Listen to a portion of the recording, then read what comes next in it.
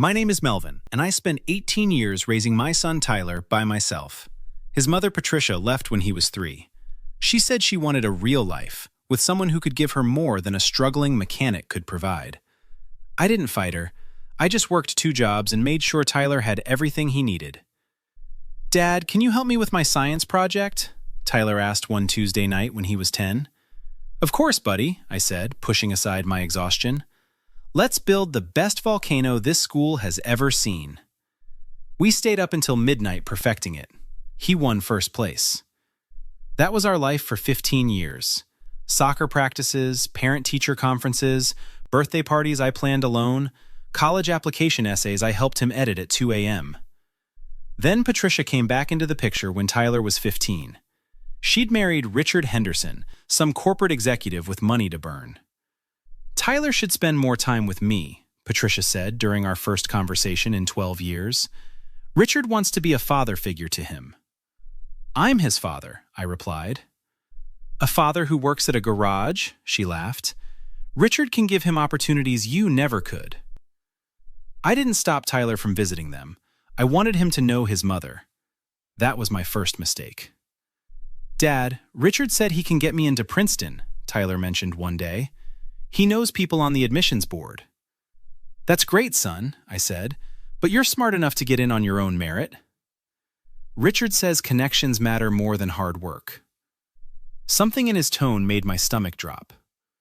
Over the next 3 years, Tyler drifted. He spent more weekends at Richard's mansion.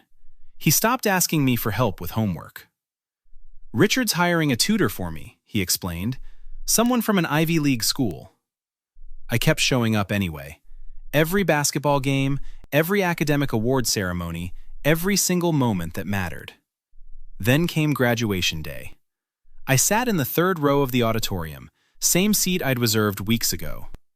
Patricia and Richard sat in the front row, of course. Tyler was valedictorian. My chest swelled with pride as he walked to the podium. "I want to thank the person who made me who I am today," Tyler began. I sat up straighter. "My stepfather, Richard Henderson," Tyler continued. "He showed me what success looks like. He taught me that hard work isn't enough. You need strategy, connections, and vision. He paid for my tutors, my prep courses, my college applications. He believed in me when no one else did." The auditorium erupted in applause. I felt like I'd been punched in the chest. "Richard gave me opportunities I never would have had otherwise," Tyler went on. "He's the father I needed to become the man I am today." I stood up. "Sir, the ceremony isn't over," an usher whispered. I didn't care. I walked down the aisle, my footsteps echoing. People stared. Tyler's voice faltered mid-sentence. I pushed through the exit doors and kept walking. My phone started buzzing before I reached my car. Tyler's name flashed on the screen. I declined the call. I sat in my living room that night, staring at 18 years of photographs covering my walls. My phone wouldn't stop ringing. "Dad, please answer," Tyler's voicemail said.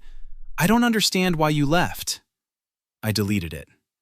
My sister Denise showed up the next morning with coffee and determination. "I watched the speech online," she said, setting a cup in front of me.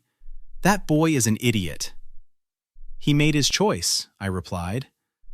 "No, Richard manipulated him," Denise insisted, "and you're going to prove it." "What's the point?"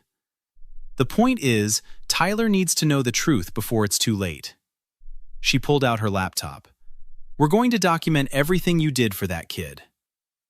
We spent the next week building a case. Bank statements showing every dollar I'd spent on Tyler's needs. Photos of every birthday party, every school event, every milestone. Emails from teachers praising my involvement. "Mr. Thompson, I need a favor," I said, calling Tyler's high school basketball coach. "Melvin, how are you?" Coach Thompson replied warmly. "I need you to write down what you remember about my involvement in Tyler's life." There was a pause. "I saw that graduation speech. That was garbage, Melvin. Richard never came to a single game. You were at every practice." "Will you put that in writing?" "Absolutely." I collected statements from 5 teachers, 2 coaches, and Tyler's pediatrician. All of them remembered me.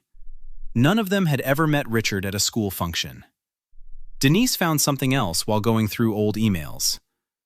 "Melvin, look at this," she said, turning her laptop toward me. It was an email from Patricia to Richard, dated 2 years ago. "Tyler's finally starting to see you as his real father. Keep offering to pay for things Melvin can't afford. It makes Melvin look inadequate by comparison." "Where did you get this?" I asked. "Tyler left his laptop here last month," Denise said. "His mother's email was still logged in. I wasn't snooping, but when I saw your name..." Another email showed Richard's response. "Already ahead of you. I told Tyler that hard work is for people without connections. I'm systematically undermining everything Melvin taught him." My hands shook. "This was deliberate," I said. "They set out to erase you from your own son's life," Denise confirmed. "Now the question is, what are you going to do about it?" Tyler showed up at my house that Friday. "Dad, can we please talk?" he called through the door. I opened it. "Why won't you answer my calls?" he asked. "Come in," I said. Tyler sat on my couch, looking uncomfortable in his expensive clothes that Richard probably bought him. "I don't understand why you're mad," he started. "You don't understand?" I asked calmly. "The speech was just... Richard did help me a lot with college stuff." I pulled out the folder Denise and I had prepared. "Let's talk about what Richard did," I said, "and what I did." I laid out the bank statements first. "That's $127,000 I spent on you over 18 years, I explained. Clothes, food, school supplies, soccer equipment, class trips, birthday parties, medical bills, car insurance. Tyler's eyes widened. "Dad, I didn't know." "Richard paid for test prep and tutors for 2 years. That's about $20,000. I placed the next document down. I paid for everything else for 16 years before he showed up. "But..." "Here are statements from Coach Thompson, Mrs. Rodriguez, your English teacher, Mr. Kim, your math teacher, Dr. Sanders, your pediatrician." I spread them across the coffee table. "Read them." Tyler picked up Coach Thompson's letter. "Mr. Williams attended every game, every practice, every team dinner," Tyler read aloud. "He volunteered as assistant coach for 3 seasons without pay. I never met Richard Henderson until graduation day." His hands started shaking. "Mrs. Rodriguez says you came to every parent-teacher conference," Tyler said quietly, reading the next one. "Even the ones at 7 a.m. before your shift started." "Keep reading," I said. Tyler went through all 5 letters. His face grew paler with each one. "I didn't realize," he whispered. "No, you chose not to see it." I pulled out my phone and showed him the emails between Patricia and Richard. "They planned this. They systematically tried to erase me from your life." Tyler read the emails, his jaw dropping. "Richard said..." "He said you didn't care about my future," Tyler stammered. "He said you were holding me back." "And you believed him instead of believing 18 years of evidence?" "Dad, I'm so sorry." "Sorry isn't enough, Tyler," I stood up.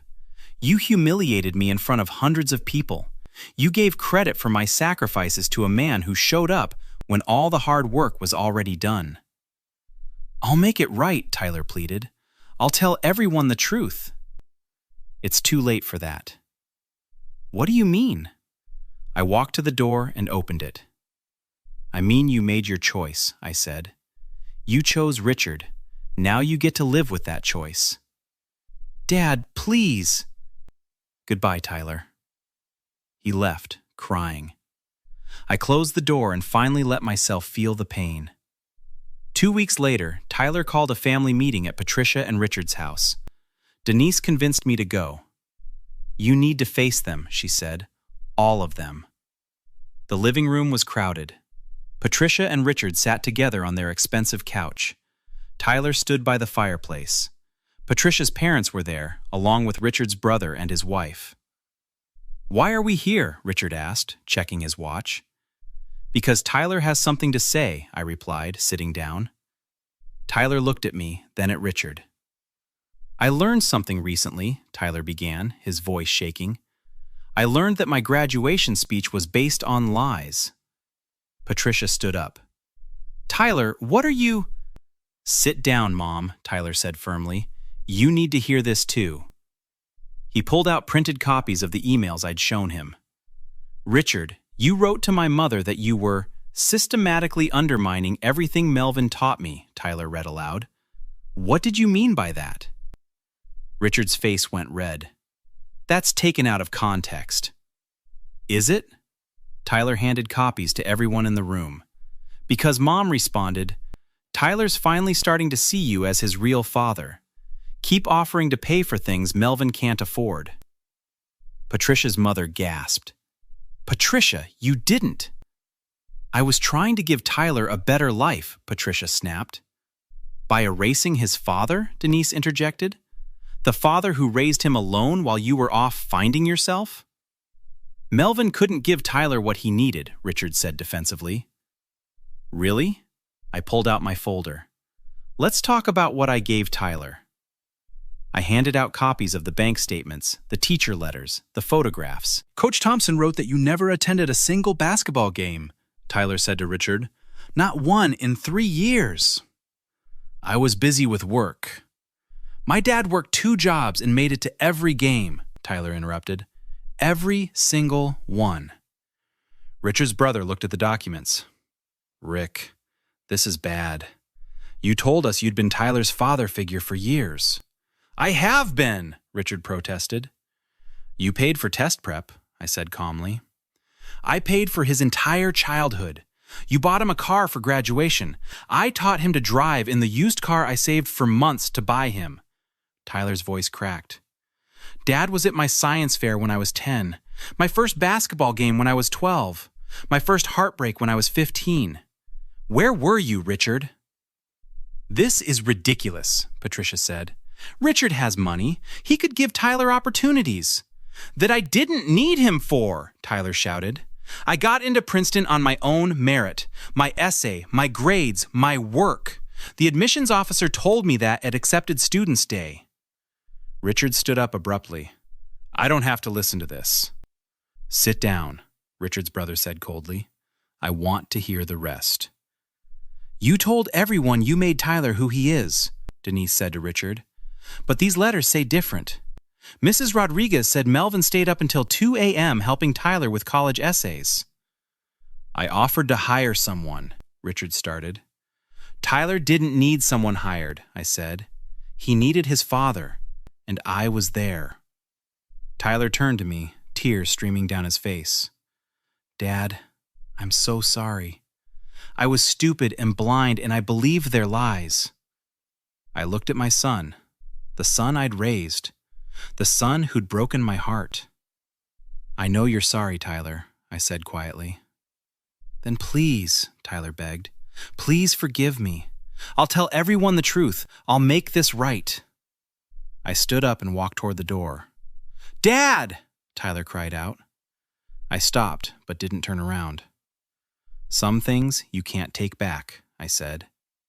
You stood in front of everyone who mattered and gave another man credit for my life's work. You believed his lies over 18 years of proof.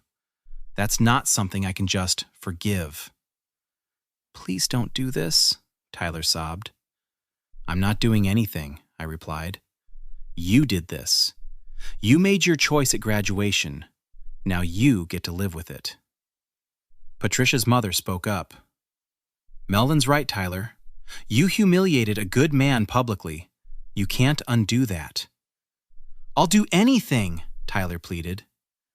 I finally turned to face him. Here's what's going to happen, I said.